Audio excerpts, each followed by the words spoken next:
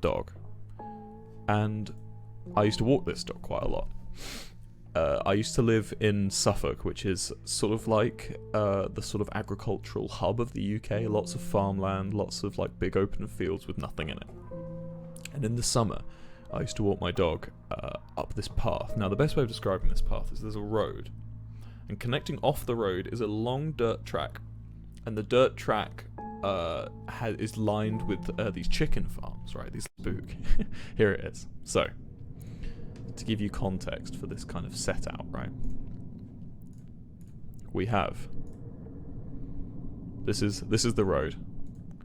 This junction is sort of, so I would walk my dog up here, and then this was the dirt path, right? You walk up this dirt path. Here's these chicken shelter farms here, right? Then you enter into this field, eventually here, right? Now this field, person, right? And then this is the forest at the end of it, right?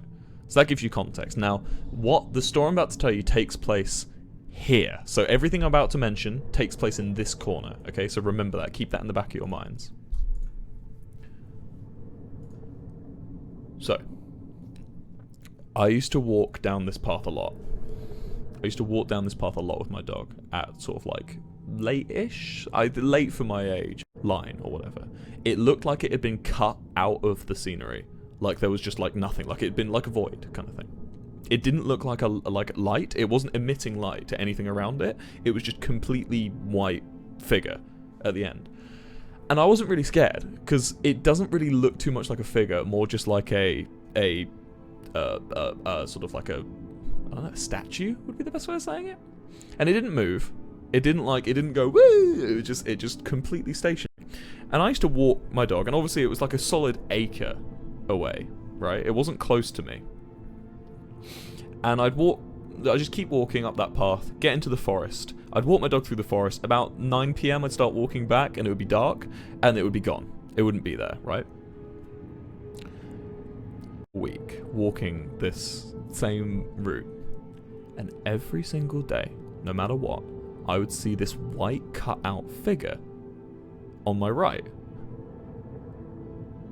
I didn't really think much of it, but eventually I started to get more concerned than scared.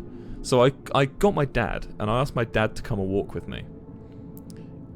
This is a personal story, by the way, Blue Slime. This is an online story. This is mine. I got my dad to come. We get to the point where it vanishes, and my dad just stops. And my dad goes, "Ah." And I go, "What is it, Dad?" And I'm kind of getting nervous at this point, because I'm just in the middle of this field on my own with my dad and my dog. And my dad just looks at me and just goes, "Yeah, I don't know what it is." And then he just turns around and walks back, and he doesn't mention anything to me again.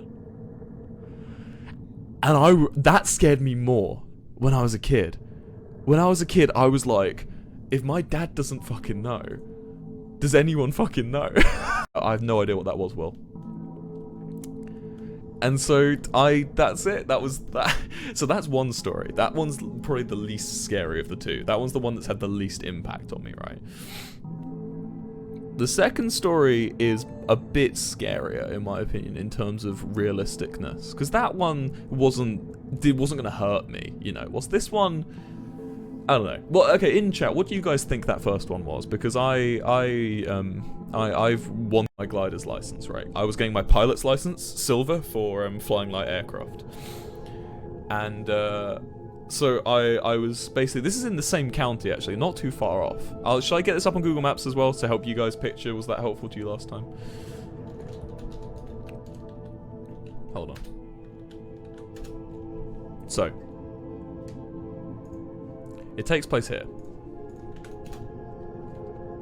This is where it takes place, right? Where that red marker is where the story is going to happen too, okay? Is that all cool? You get that? Nice. So, I was taking my pilot's license, okay? And I basically had to be up at like 5 AM. Like fucking 5 in the morning to basically get ready and like get the planes ready and like take off, okay? So yeah, so I was sleeping in this tent, right? And I was terrified on the first night. I hated it. I basically I'd done this thing because there was no, back when this was like 2007, must have been, there was no like mobile data. Like internet, I always had Wi-Fi and stuff, but there was no mobile data in this sort of time. There was, but it was like 2G. So what I did was when I was kicked out of the clubhouse, I would load up as many YouTube videos as I could. I can describe to you the sound here. It was deathly silence. I've never heard something as silent as this. It was like you could hear the heartbeat in your ears because you're just in the middle of nowhere. There's no cars, there's no obviously there's no planes taking off that time, and because there's no trees, it's completely flat for the runway, there is no noise, and it's the quietest place I've ever been in my life. That's not the scary part though. I just thought that's just something to mention. It's just completely silent, like fucking silent as hell, like blood running in your ears kind of. And so so the second night I stayed in this tent, and I was less scared. I remember I was sort of like, to make do with the silence, every time I heard something, I would just start shouting at it. So for instance, I was just like, if I heard like a bird fly over, I'd just lean out my tent and go, blah, blah, blah, blah, you know, and like when I was brushing my teeth, I just start going like, brush teeth, brush, you know, just like, because there's no one around, and I could just make as much noise as I want. So I was kind of making the most of it. So I was like, basically just constantly, at night, right? And so I would I'd hear like an owl, and I'd like hoot back at it and stuff, and I'd like just start shouting like, I love dick and things into like the sky, because it's just, you know, you can fucking say whatever you want, can't you?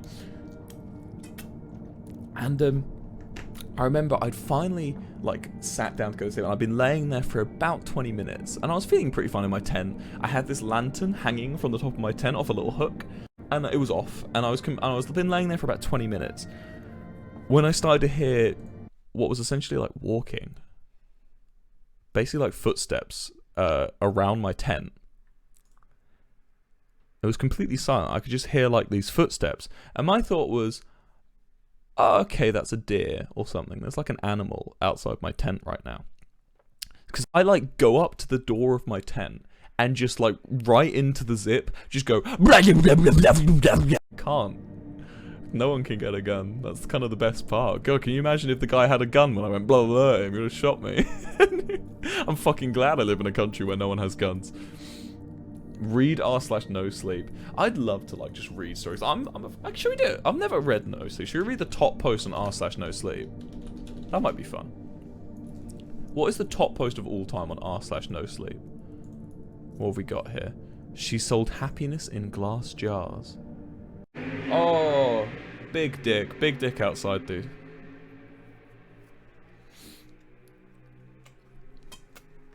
Probably.